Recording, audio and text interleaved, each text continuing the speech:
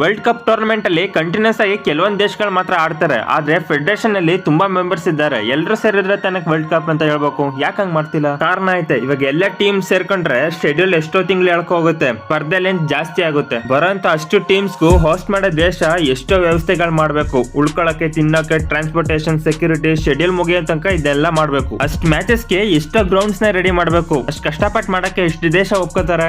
ಅದನ್ನೂ ಮೀರಿ ಸ್ಪರ್ಧೆ ನಡೆಸಿದ್ರೆ ಮುಕ್ಕಾಲ್ ಭಾಗ ಶೆಡ್ಯೂಲ್ ಅಲ್ಲಿ ಒಂದ್ ಸ್ಟ್ರಾಂಗ್ ಆದ ಟೀಮ್ ಗೆ, ಸುಮಾರದ ಟೀಮ್ ಇಲ್ಲಾಂದ್ರೆ ತುಂಬಾ ವೀಕ್ ಆದ ಟೀಮ್ ಗೆ ಮ್ಯಾಚ್ ನಡೆಯುತ್ತೆ. ಅದ್ರದ್ದು ರಿಸಲ್ಟ್ ಏನನ್ನೋದು ಎಷ್ಟೋ ಎಕ್ಸ್ಪರ್ಟ್ಸ್ ಹಲವಾರು ಆಂಗಲ್ ಅಲ್ಲಿ ಅನಲೈಸ್ ಮಾಡಿ ಹೇಳ್ಬಿಡ್ತಾರೆ. ಇಲ್ಲಾಂದ್ರೆ ಜನರೇ ತಿಳ್ಕೊತಾರೆ. ಇಂಟ್ರೆಸ್ಟ್ ಇಲ್ದರ ಮ್ಯಾಚ್ ನ ನೋಡಕ್ಕೆ ಆಡಿಯನ್ಸ್ ಬರಲ್ಲ, ಟಿಕೆಟ್ಸ್ ಸೇಲ್ಸ್ ಆಗಲ್ಲ, ಟಿವಿಲೂ ನೋಡಲ್ಲ. ಸ್ಪಾನ್ಸರ್ಸ್ ಮತ್ತೆ ಸ್ಪರ್ಧೆ ನಡೆಸೋರ್ಗೂ ಭಯಂಕರ ಲಾಸ್ ಆಗುತ್ತೆ. ಕೆಲವೊಂದು ಮ್ಯಾಚಸ್ ಅಲ್ಲಿ ಬರೋ ಪ್ರಾಫಿಟ್ ಇಂದ ಸಂಭಾಳ್ಸಕ್ ಆಗಲ್ಲ. ಅದ್ರ ಬದಲಾಗಿ ಕ್ವಾಲಿಫೈರ್ಸ್ ನಡೆದ್ರೆ ಎಲ್ ಬೇಕಾದ್ರೂ ಹೋಸ್ಟ್ ಮಾಡಬಹುದು, ಎಲ್ ಬೇಕಾದ್ರೂ ಮ್ಯಾಚ್ ನ ನಡೆಸಬಹುದು. ಫೆಡರೇಷನ್ ಸಪೋರ್ಟ್ ಇರುತ್ತೆ. ಅವ್ರ ಸಾಮರ್ಥ್ಯಕ್ಕೆ ತಕ್ಕಂತೆ ಕರೆಕ್ಟ್ ಆದ ಆಪೋನೆಂಟ್ ಸಿಗ್ತಾರೆ. ಹಂತವಾಗಿ ಮುಂದೆ ಬಂದ್ರೆ ಒಂದಲ್ಲ ಒಂದಿನ ವರ್ಲ್ಡ್ ಕಪ್ ಅಲ್ಲಿ ಆಡ್ತಾರೆ. ಅದ್ ಬಿಟ್ಬಿಟ್ಟು ಎಲ್ಲಾ ದೇಶ ಆಡಿದ್ರೆ ಖಜಾನೆನೇ ಖಾಲಿ ಆಗುತ್ತೆ. ಇದಾದ್ರೂ ಪರವಾಗಿಲ್ಲ, ಬೇಸ್ಬಾಲ್ ಅಲ್ಲಿ ವರ್ಲ್ಡ್ ಸೀರೀಸ್ ಅನ್ನೋ ಸ್ಪರ್ಧೆ ಐತೆ. ಆದ್ರೆ USA ಕೆನಡಾ ಮಾತ್ರ ಆಡೋದು. ಅದ್ರಲ್ಲಿ ಗೆಲ್ಲೋರನ್ನ ವರ್ಲ್ಡ್ ಚಾಂಪಿಯನ್ಸ್ ಅಂತ ಹೇಳ್ತಾರೆ.